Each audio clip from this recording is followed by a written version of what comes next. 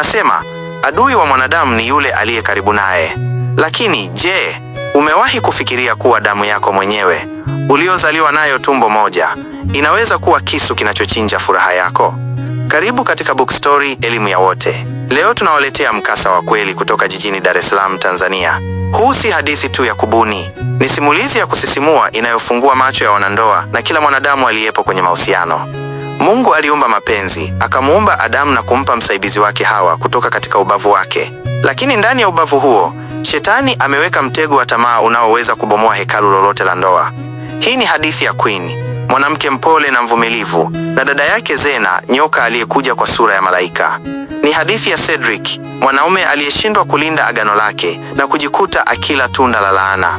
Nini kinatokea pale mume unayemwamini anapokuwa mpenzi wa dada yako Adamu? Nini kinatokea pale damu ya mtoto asiye na hatia inapomwagika kwa sababu ya perfume na tamaa za mwili? Kaa karibu na spika zako. Chukua funzo hili. Ndoa ni nusu ya dini, lakini pia ni uwanja wa vita pale usaliti unapoingia chumbani.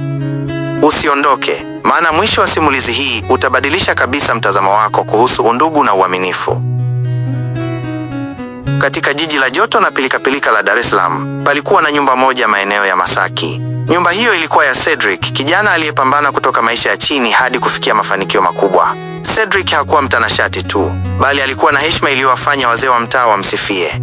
Mke wake, Queen, alikuwa binti wa kipekee. Upole wake ulikuwa kama maji ya mtungi, tulivu na yenye kuburudisha. Walipoingia kwenye ndoa, watu walisema, hapa ndipo Mungu aliposhusha baraka zake. Hakika, ndoa ni nusu ya dini, na kwa miaka mitatu, nyumba yao ilikuwa kama paradiso ndogo.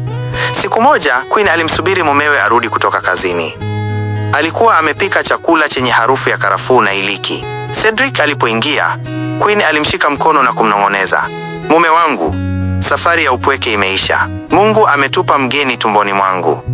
Cedric alipiga kelele ya furaha, akamnyanyua mkewe juu na kumzungusha. Siku hiyo hiyo, akamnunulia simu ya kisasa na kusema, hii ni kwa ajili ya mawasiliano ya kila saa, sitaki upate shida yoyote. Mimba ya Queen ilipofikisha miezi 7, mwili wake ukaanza kulegea.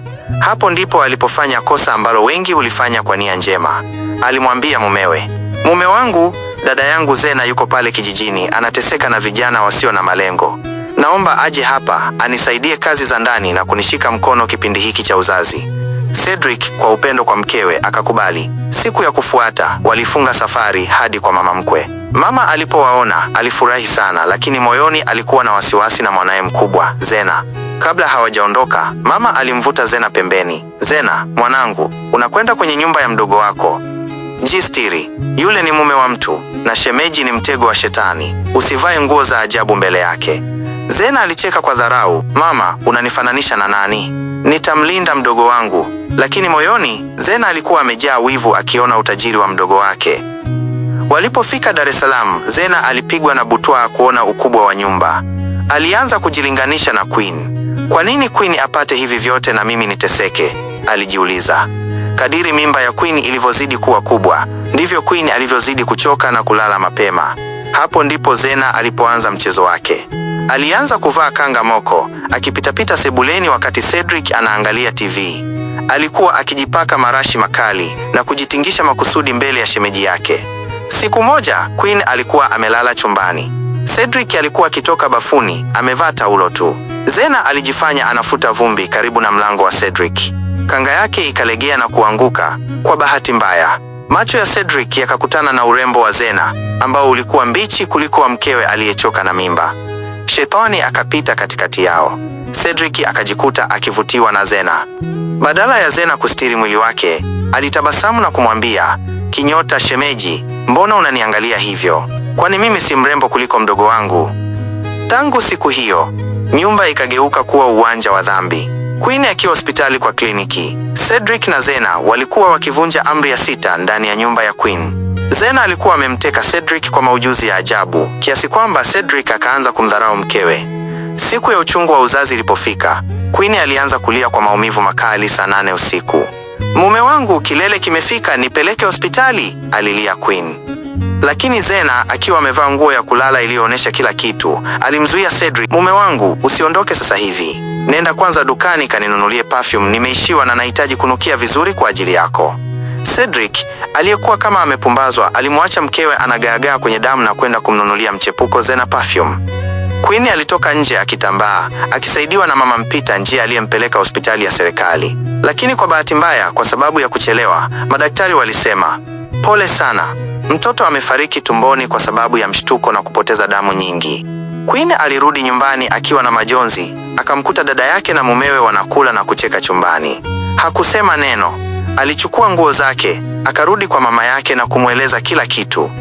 Mama yao kwa hasira na machozi, alipiga simu na kusema, "Zena, kuanzia leo wewe si mwanangu. Umeiba furaha ya mdogo wako, umeua mjukuu wangu. Na kulaani, utazunguka dunia nzima, lakini hutapata amani. Na mwisho wako utakuwa mbaya zaidi ya mbwa wa mtaani." Baada ya Queen kuondoka na kwenda kuishi mbali na mama yake, nyumba ya Cedric iliyokuwa na baraka ilianza kugeuka kuwa jalala la laana. Zena, akijiona ndiye malkia mpya, aliacha kufanya kazi yoyote.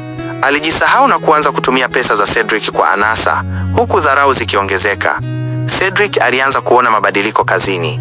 Miradi yake ilianza kufeli, na kila biashara aliyogusa ilikauka kama mti uliopigwa na radi. Lakini moyo wake ulikuwa bado umenaswa na urembo wa Zena. Hakuona kuwa anaishi na nyoka aliyemuua mwanawe. Siku moja, Cedric alikuwa ofisini. Ghafla alihisi moyo unamdunda, akashindwa kuendelea na kazi. Aliamua kurudi nyumbani mapema bila kutoa taarifa. Alipofika nje ya geti, alishangaa kuona gari la kifahari ambalo alilitambua vyema. Lilikuwa ni gari la bosi wake wa kazi. Akiingia ndani kwa unyonyaji, alisikia vicheko na miguno kutoka chumbani kwake. Alisukuma mlango na kukutana na picha iliyompasua moyo wake vipande vipande.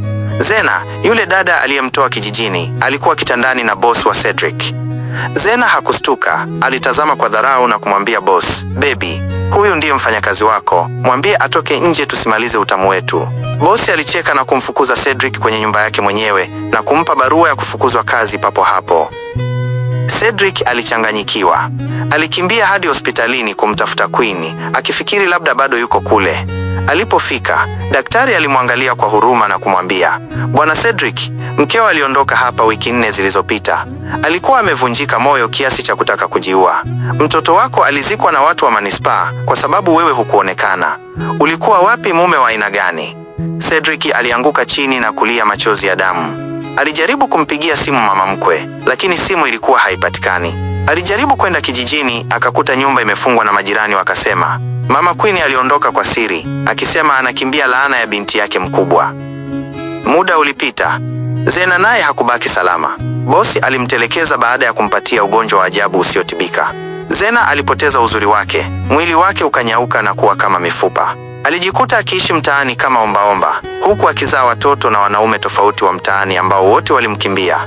Siku moja, akiwa amechoka na maumivu ya mwili na laana ya mama yake iliyokuwa ikimtesa kila usiku, Zena alichukua kamba ya manila. Alijifunga shingoni kwenye mti wa mwembe na kuandika barua fupi. "Mdogo wangu Queen, nisamehe. Nimevuna nilichopanda. Laana ya mama imetimia." Hadi leo Cedric anaonekana mitaa ya Kariakoo akiwa mchafu, akiongea peke yake. Anataja jina la Queen na Baraka, jina la mtoto wake aliyekufa. Mpenzi msikilizaji, mkasa huu wa Queen, Zena na Cedric si simulizi ya kufurahisha, bali ni kioo cha jamii yetu ya leo. Ni ukumbusho kuwa heshima ya ndoa huanza na mipaka. Usikubali kuingiza nyoka kwenye bustani yako kwa kisingizio cha undugu. Na mwanaume, jifunze kutofautisha kati ya msaada na mtego wa shetani. Malipo ya usaliti ni mazito. Cedric amepoteza kila kitu na Zena amevuna laana iliyompeleka kaburini kwa majuto. Lakini kwako wewe unayesikiliza, bado hujachelewa kulinda mahusiano yako. Hapa ni Book Story, elimu ya wote. Tunaleta mikasa ya kweli, tunajenga maadili na tunaponya mahusiano. Share simulizi hii na rafiki au ndugu. Unaweza kuokoa ndoa ya mtu leo. Mpaka wakati mwingine, kumbuka, ndoa ni nusu ya dini. Itunze ili ikutunze. Mungu akubariki na kwaheri.